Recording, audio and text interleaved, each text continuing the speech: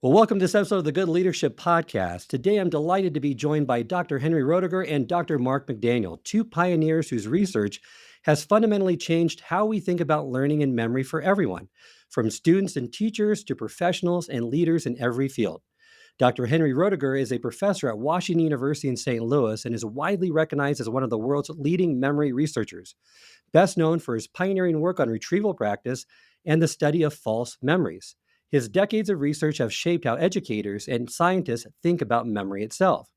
Dr. Mark McDaniel, also a professor at Washington University and equally influential, is known for his work on human learning, memory, and aging, and how well that application of cognitive principles applies to education. Together, they've co authored the landmark book Make It Stick, which has become a cornerstone of anyone serious about effective learning. During today's conversation, we'll unpack the compelling, sometimes counterintuitive findings from decades of their research, blending cognitive science, real life experiments, and practical strategies. So, whether you're looking to help your team remember better, master new skills yourself, or avoid the common pitfalls in how learning is approached, you're going to find fresh insights in today's episode. Welcome to the Good Leadership Podcast, where we explore the stories, strategies, and insights of thought leaders who inspire us to think differently and lead better. Through candid conversations and expert perspectives, we dive into the challenges, breakthroughs, and practical lessons that shape exceptional leadership. Welcome to the program, Roddy and Mark. Thank you, Charles. Thanks, Charles. I always like to start each episode with our guests learning more about each of you. So, Roddy, why don't you go first and just give us some of your background and tell us what first sparked your personal interest in the science of memory and learning.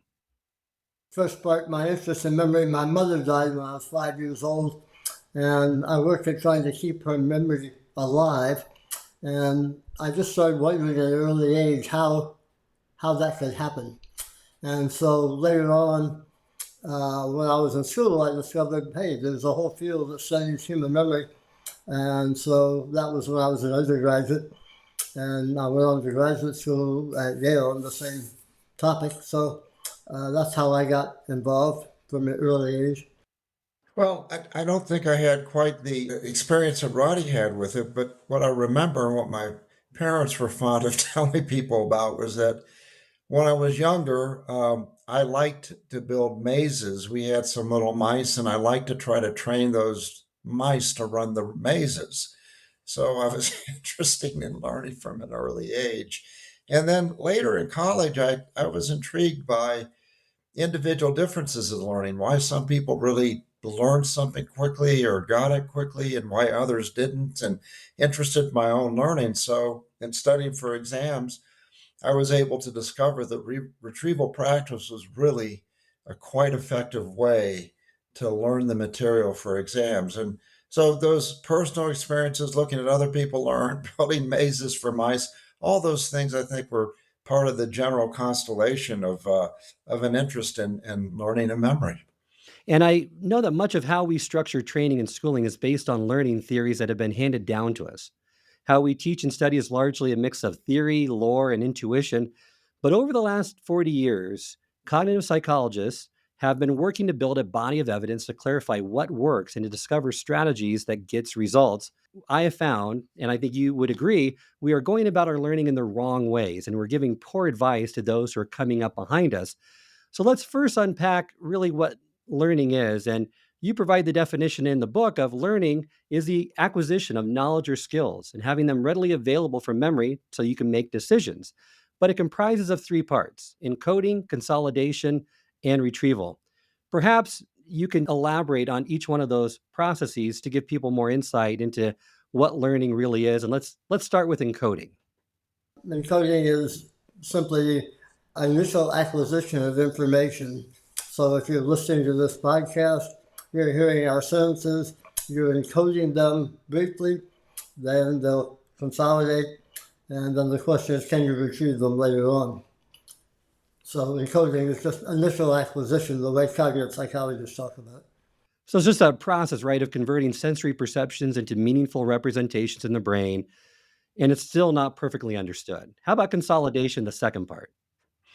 Well, consolidation involves the process by which there are biological changes in the brain. And these biological changes have to do with neurons creating new connections with other neurons. And these systems of neuronal connections are what ultimately represent what we've learned.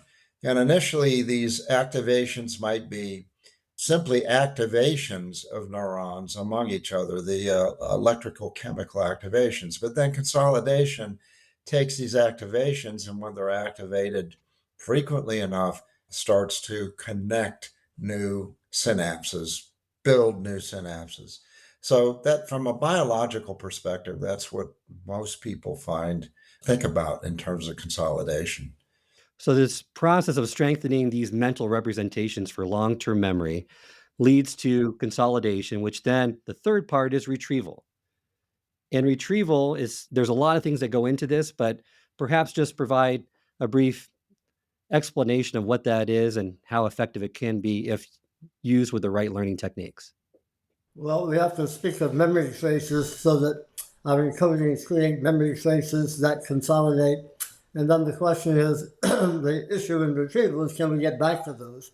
That the many experiences that we have in life that consolidate for a brief period of time, and we can remember them. Like you can remember the events you did yesterday pretty well. In a month, you can't. So those, have consolidated because you can remember them, say, overnight, but retrieving them much later is quite difficult, picking out one day from the other, say. And so retrieval is the act of bringing back into consciousness experiences that you had before. And they might be accurate, they might be somewhat accurate, and so forth and so on. And having those effective retrieval cues is an aspect of learning that often goes overlooked. The task is more than committing knowledge to memory. It's being able to retrieve it when you need it. It's just as important. And that's really a lot about adult learning science, is being able to retrieve it in the proper context to be able to use that information. And I think both of you would agree that there's virtually no limit to how much learning we can remember as long as we can relate it to what we already know, which I think is a misunderstood aspect, that all learning is based off of what we already know, our prior knowledge, and connecting it back to that. Could you elaborate on that a little bit more and why that's so foundational to our learning? Well, I mean, part of it, Charles, is from things that we've already mentioned, which is that what we already know implies a rich network of neurons and connections. So when you're learning new things and you relate it to that rich network, now the new things also become incorporated into that network. And this network of rich connections then offers retrieval cues for the new information.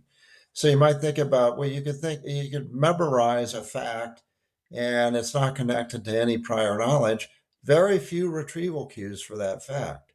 On the other hand, if you incorporate that fact into what you already know, there are many, many routes, retrieval routes, if you want to put it that way, to pull that fact back into awareness.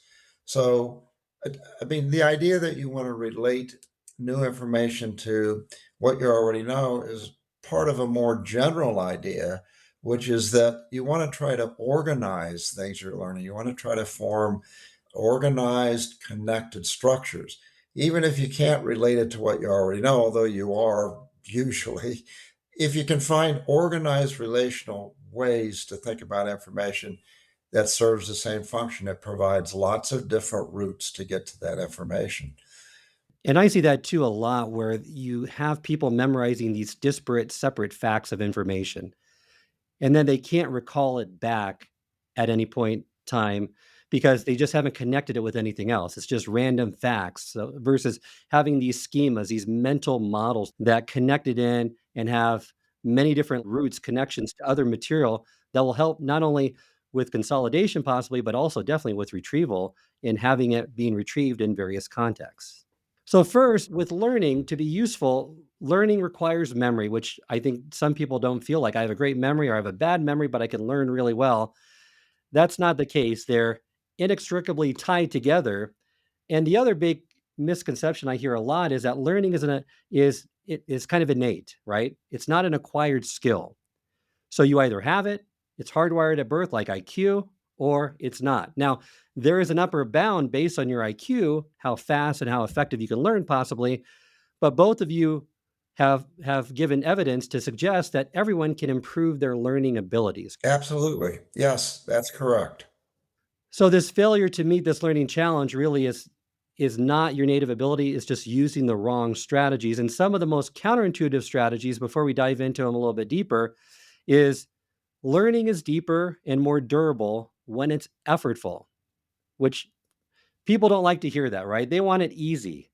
Teachers want it easy. They want the learning to be easy and to be fluent and for people to enjoy it. But you found just the opposite. In many situations, that's correct. That I don't know how deep you want to get into it now since it's coming up, but the strategies we often propose are things like, well, elaboration itself, retrieval practice, something called interleaving, something called space practice versus mass practice. So mass practice is easy, you seem to get better fast.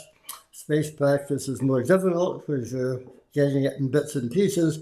But the studies show that over the long term, space practice is better. Retrieval practice is better than rereading, for example. So all of these things have a long-term benefit, but over the short term, they're more difficult. And Robert and Elizabeth Bjork coined the term desirable difficulties. So the difficulties in that they don't help you immediately, but they help you over the long term. They actually hurt you immediately compared to the easy strategies. And that's why we use the easy strategies in school so often. They seem to really work, but they only work over the short term. Go ahead, Mark. Well, Charles, I was going to say, and there's an insidious aspect to this, and that is that not only do I think many of us like easier things, but it's also the case that research has shown that when in experiments, when students are given two possible strategies to learn something, and they're instructed to one set of materials to learn one strategy via rereading, for example, easy, and instructed to learn another set of equivalent materials with something a little bit more difficult, like retrieval practice. And there's a range of strategies as well. Students rate which strategies they found the easiest, and then they rate which strategies they think are most effective. And it turns out there's a high association between the ease of the strategy, rated ease, and the rated effectiveness. So we think it's not just that we want to do something easy, but we really believe we have this metacognition, if you will, our thoughts about learning, that the easier strategies are more effective. And what's especially insidious about it is the easier strategies do give you a sense of fluency. And the brain interprets fluency as a signal that means you've learned it. So it's not just that these strategies are counterintuitive, but they also go against what our own minds are telling us about the strategies. So that's another hurdle that has to be surmounted in having people replace these easy strategies with more difficult ones. They just don't feel effective to people. Well, let's move into more targeted research that both of you have done. I'll start with you, Roddy, because I love to talk about memory athletes. They have gotten more press recently. A lot of professionals, leaders like to know, is this something that I could employ? Will it help me in what I do? Or is this just a specialized skill by the elite mental athletes that not many people can possess? So share some of your insights from your research about memory athletes.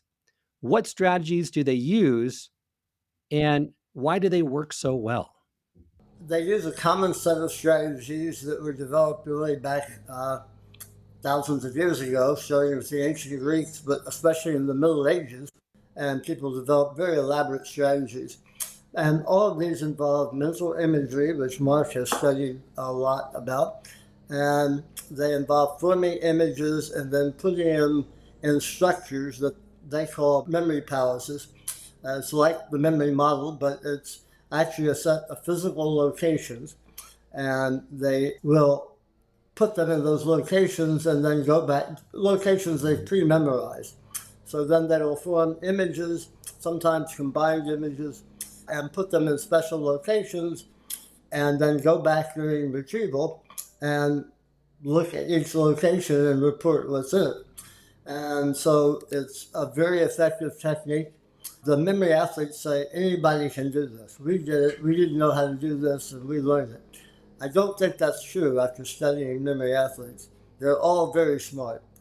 They all have, I believe, we've tested them on this, very high working memory capacities. They can remember things in the face of distraction.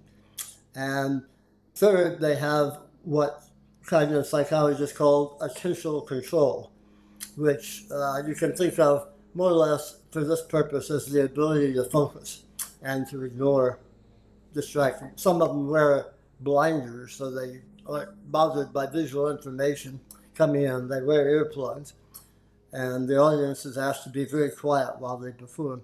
So I think you have to be, many people start trying to do this, and not many of them keep going because it's just very hard to start. So I think it really, I mean, probably for people who are heading companies, yeah, they could probably do this, although you age out of this ability because as you age, you lose attentional control, you lose working memory capacity. So there are not many excellent memory athletes after about 40, I would say. They're losing their capacities at that point. And they're often busy with other things in life, so they don't have time to practice as much. Anyway, I think it's a great skill. It's just amazing to see these people. To give you one example for people who are not familiar with these, that normally we can remember about 7 digits. The digit span, memory span, it was called, for humans is about 7 plus or minus 2. Some people can get 9, some people can only get 5, that kind of thing. But all in that range. Well, for the memory athletes, one of their tasks is what is memory span, what they call spoken numbers. So this is, the task is you get digits, random order, one at a time, 1 per second, very fast. And the U.S. record and the world record was held by a man named Lance Tushart, and it was 456. He got 450, well, he probably got 500 digits, but he was able to remember, once you say one digit out of order, you're done. So he got 456. But a North Korean, Sun Ru, I think his name is, got over 500. And so it's amazing. These people are just amazing in what they can do. Charles, I would like to mention that it is true that we don't find these memory athletes being extremely elderly. But that being said, these memory palaces, these memory techniques still are effective for older adults. So a study that was done in Berlin with older adults had them, they were given a list of words, unrelated words, maybe 5 seconds a word, 30 to 40 words, and the older adults are remembering 3 or 4 words after a delay. Younger adults do better. And then the older adults were taught about memory palaces, and they were given a list of Berlin landmarks, and they learned those landmarks, a route. They were pretty familiar with Berlin. And after learning the memory palace, they were given another list of words, and now their memory shot up to 2025 recalled.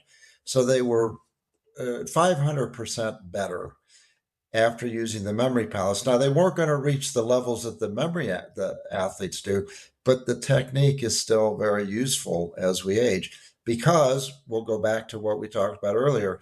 These physical locations that you imagine are memory cues. They give you cues to get back to the content you're trying to remember, digits or words. And the imagery is also effective in terms of cueing memory. So it all comes back to building relationships that provide cues. And older adults, you had sent some pre-questions for us and asked how can older adults improve their memory? Same way that younger adults improve their memory using these strategies. And what the memory athletes use can be used by anybody to improve their memory. But they're, of course, as Ronnie says, they're never going to get up to these incredible lists of items, but still very useful for all of us. Well, that's good to know because you specialize really in the aging process, and the neuroplasticity of our brains allows us to employ these methods and learn at any age. It might not be at the extent that we did when we were younger, but you're right. These memory palaces, the method of locate. I mean, I've read a lot from Dominic O'Brien, employed his method, and I used to do a distribution route when I was had a newspaper, right? And I memorized these 52 spots in order, and then I attached different cards to it, and the cards had a visual image too. So the visual image of one card was a famous person that's attached to a certain location, and it allows you so much more effectively as long as the information can be paired with a visual image. I found them to be very effective in memorizing card decks and memorizing things that memory champions do. And I think the record right now is under 30 seconds for the world memory champion to memorize a deck of 52 cards randomly shuffled, which just blows me away that they can do that. I'm sure there's techniques that we can use like the memory palace or storytelling or different types of mnemonic techniques that would be effective for us as well. I think some of these strategies can be adapted. That in Make It Stick, our book, we have discussion with James Patterson, who's a memory athlete, but also a high school teacher. And he teaches all kinds of things, but taught an AP, I think, psychology course. And he would take them, so he would teach the class, so you learn all about, say, a different theory, or say 3 theories of eating behavior and why people are overweight. And what he would do would be take them to like a coffee shop, and then the class would sit there, and he would say, "Okay, imagine this theory over here walking up the stairs. Now you've got a retrieval cue from this coffee shop, and so it doesn't help you with all the fine detail. But what he said, now suppose you get on the test, what are the 3 theories about eating behavior? Explain them. Well, now you've got a mnemonic for here's one, there's the other, here's the other. And then you have had to learn all about the fine details in class, but it does help you get back to the main topics. So he was incorporating mnemonics and teaching psychology, method of loci mnemonics with real places. You wouldn't have to have real places, but he did by taking people out. So I think they can be used in that way. It is true that certainly what the memory athletes do in their competitions is all, I mean, they learn names and faces, which is great, but like remembering decks of cards and remembering random digits, no, those aren't meaningful. And they've got a new competition where you've got remembering the first 10,000 digits of pi. So 3.14159, so forth and so on. And the task is they give you 5 digits of pi from anywhere, just randomly picked, and you have to say the next 5. And people can do that.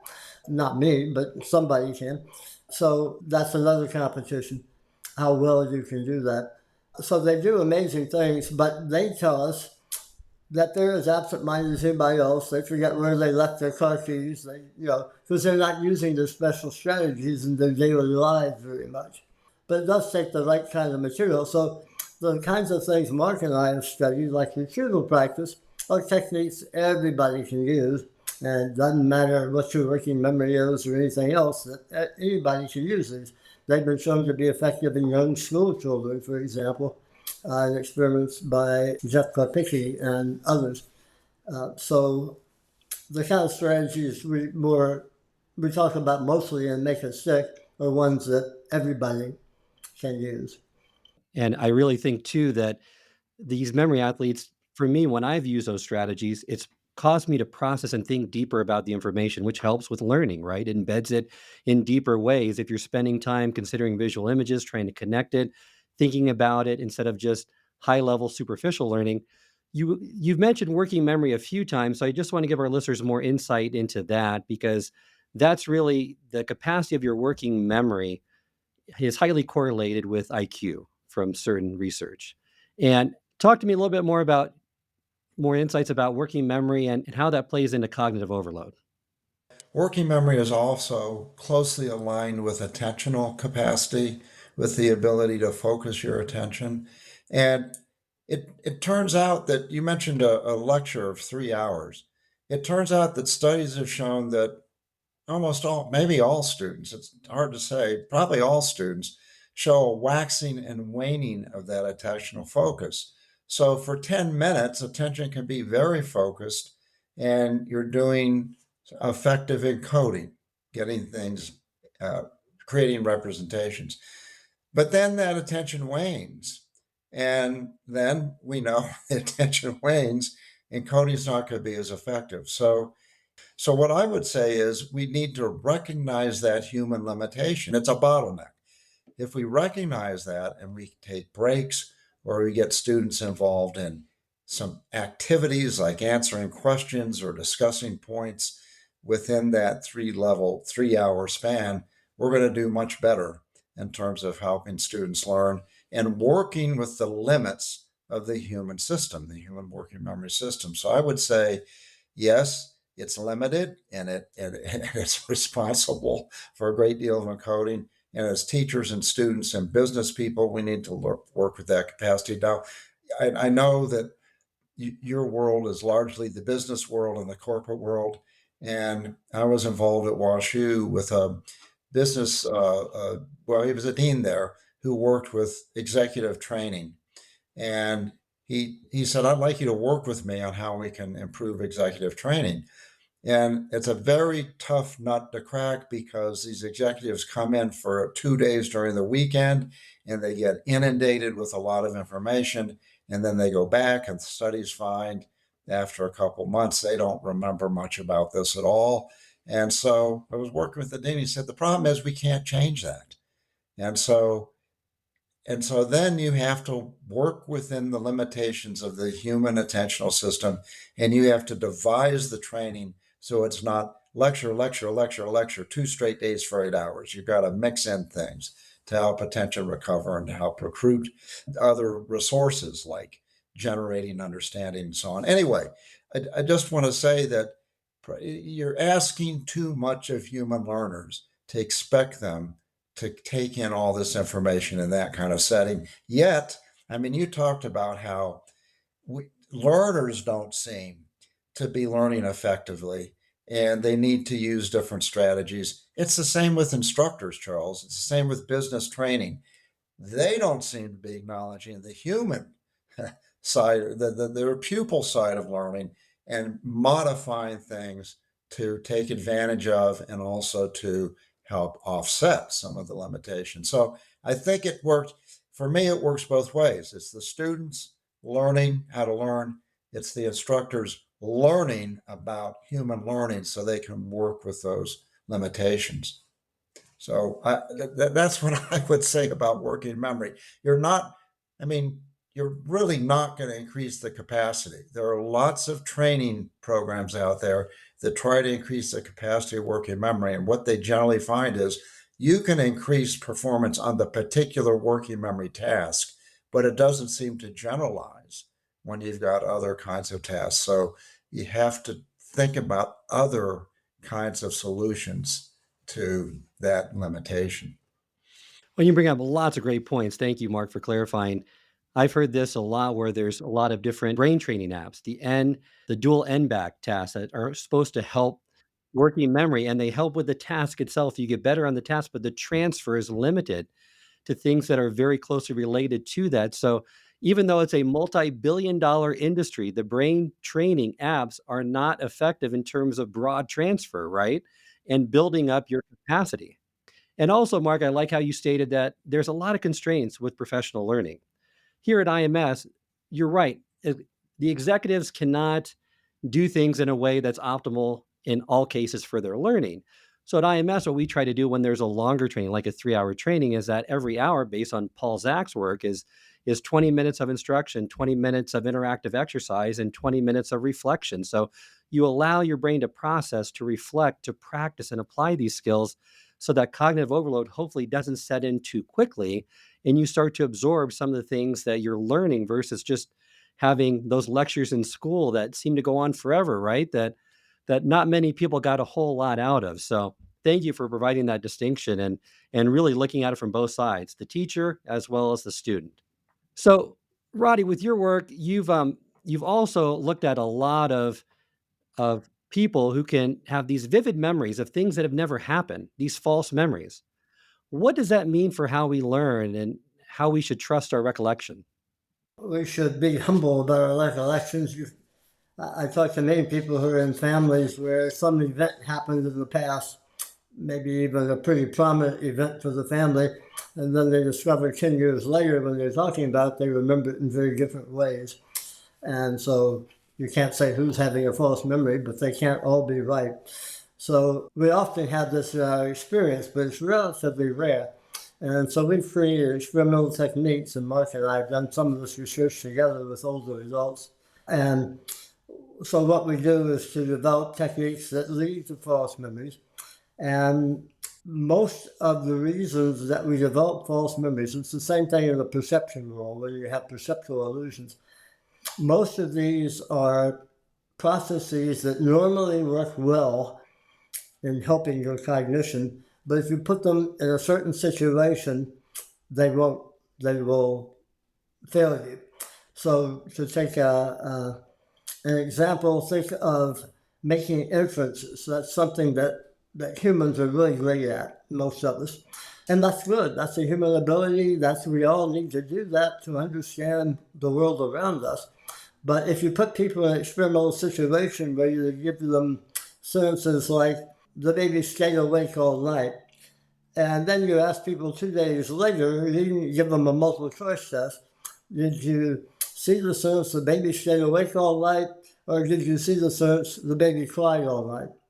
Some people will pick the sentence, the baby cried all night, not the sentence, he stayed awake, because they made the inference, well, the baby was not playing chess all night, it was crying.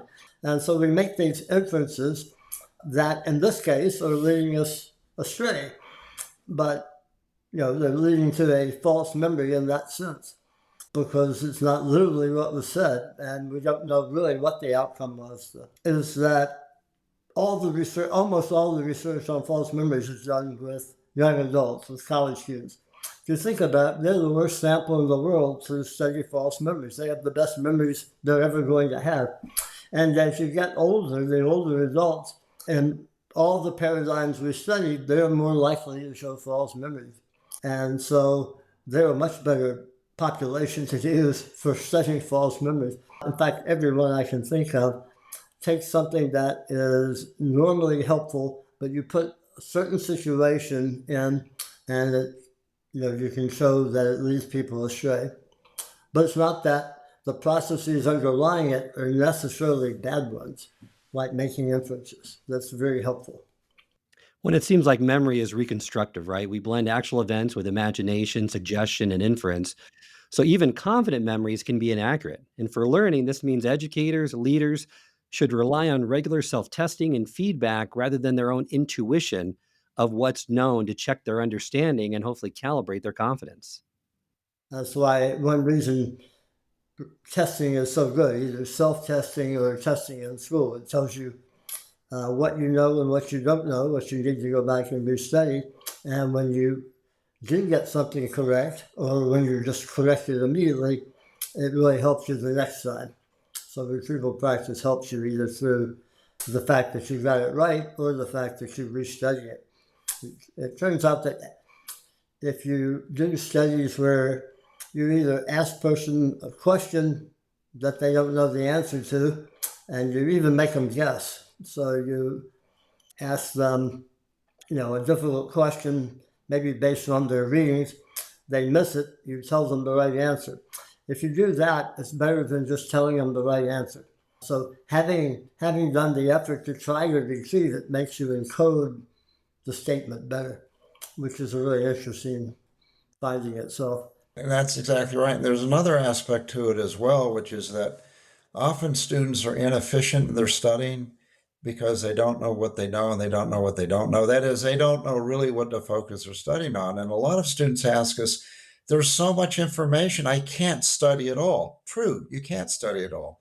And another really gem about retrieval practice is it's the acid test for whether you should study the material or not. If you can retrieve it and answer the question, you can set that aside. If you can't, you may want to revisit it occasionally, but basically you don't have to spend a lot of time studying. And if you can't answer the question, that signals these are the things you ought to focus on when you're studying. And we find in laboratory research, Roddy has found it, I found it, other people find it, that when you give people a test, a test to assess what they've remembered from what they've read, but they haven't. Those students then are given feedback on what they don't know. And when they are allowed to restudy, you can look at what they restudy, and they restudy the things they don't know. They're very efficient at targeting their studying.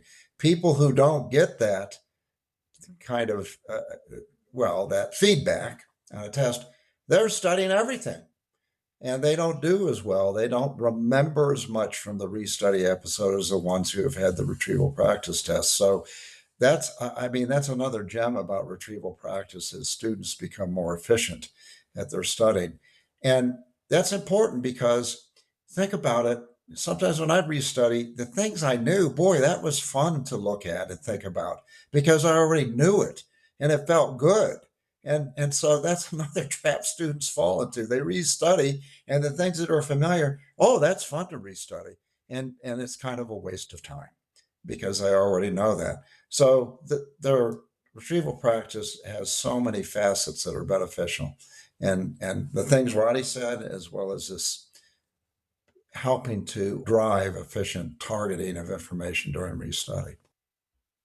You're right. And just to inform our listeners that retrieval practice, right? You read a book, maybe you read a chapter, it's closing the book and recalling what you've learned, and not only recalling it right after, but at different times in the future, whether it's a day, a week, because we know based on learning science, the Ebbinghaus forgetting curve, it's an exponential decay function. You forget things quicker right away, but it stabilizes over time. So if you can correct that, if you can adjust that right away to say, okay, I'm going to review this 20 minutes, an hour, a day after, that really helps to reset that forgetting curve and help you to remember it for a longer period of time. But retrieval practice is, they call it testing. It's just, what do you recall from that information? Not if it's familiar, where you're just rereading the text, but closing the book and actually trying to recall it. That's what we mean by retrieval practice. That's right. And Charles, you raise a really good point, which is that many times instructors now will incorporate retrieval practice into their classroom, but some don't. And so students have emailed us and said, well, my instructor doesn't know about retrieval practice. What should I do? And it's exactly as you say. You can administer self-retrieval practice by closing your book, trying to recall what you read. You can even do this after a couple paragraphs when you're studying.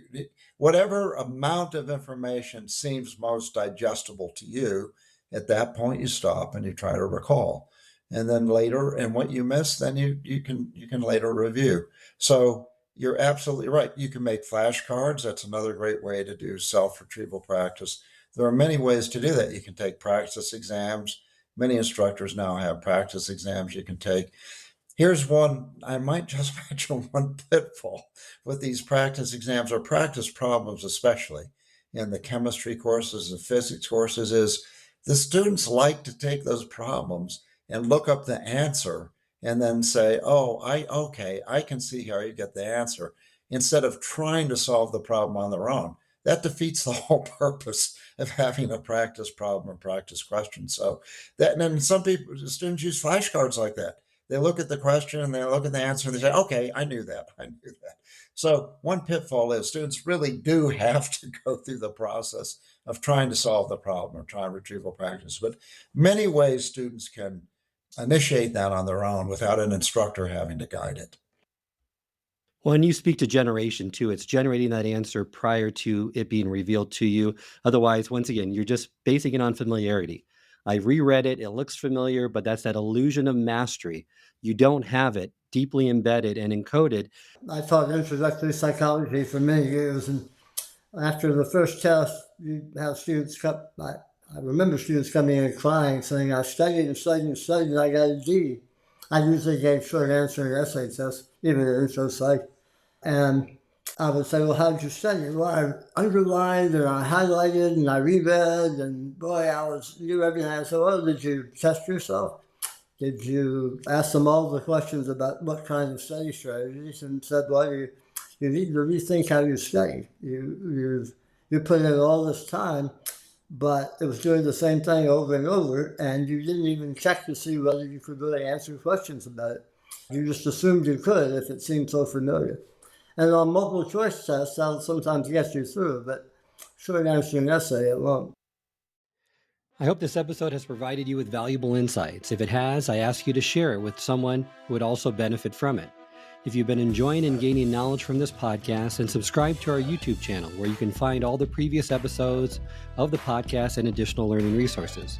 You can also subscribe to the podcast on Apple or Spotify and leave up to a 5-star review.